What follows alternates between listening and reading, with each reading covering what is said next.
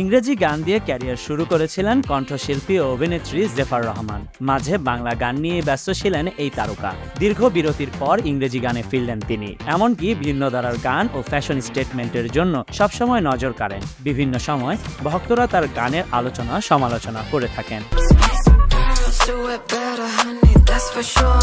সম্প্রতি okay bro রেকর্ডসের YouTube চ্যানেলে spicy শিরোনামে গানটি প্রকাশ পেয়েছে। এরপরেই সামাজিক যোগাযোগ মাধ্যমের বিভিন্ন পেজ ও ইউটিউব চ্যানেলে সমালোচনার ঝড় বয়ে যাচ্ছে, যেখানে ভক্তদের মাঝে দেখা দিয়েছে তর্ক বিতর্ক।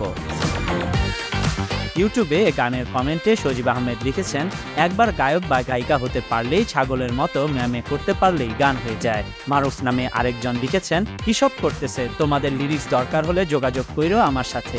আমার নিজের লেখা অনেক গান আছে, সেগুলো ফ্রিতে নিয়েও দরকার হয়, ক্রেডিটও লাগবে না ভাই, তাও এসব কইরো না দয়া করে। বাংলার একটি সৌন্দর্য আছে, সম্মান আছে, অন্তত সেটি বজায় রেখে গান বানাও প্লিজ।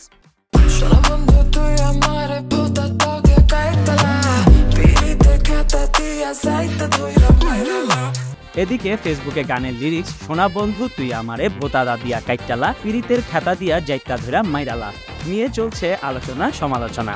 ইবান আহমেদ রাসেল লিখেছেন, গরমের জ্বালায় বাঁচি না, সেরিয়াইসে খেতা দিয়া যাইতা ধরতাম বেয়াদব। উল্লেখ্য, যুক্তরাষ্ট্রের লস অ্যাঞ্জেলসে স্পাইসি গানের দৃশ্য ধারণ করা হয়েছে। গানটির প্রযোজক ফুয়াদ আল মুক্তাদির। গানে র্যাপ পার্টে গিয়েছেন মার্কিন শিল্পী হ্যাজেল রোজ। জেফার রহমান বাংলাদেশের প্রথম ইউটিউব বেস্ট মিউজিশিয়ান। তরুণ প্রজন্মের কাছে বেশ পরিচিত মুখ, তবে সেটি সঙ্গীত শিল্পী হিসেবে। এর বাইরে তিনি নিজেই গান লিখেন, সুর করেন। এছাড়াও তার আরেকটি পরিচয়, তিনি একজন প্রযোজকও। Khandaker Ishtiaq, news now 24।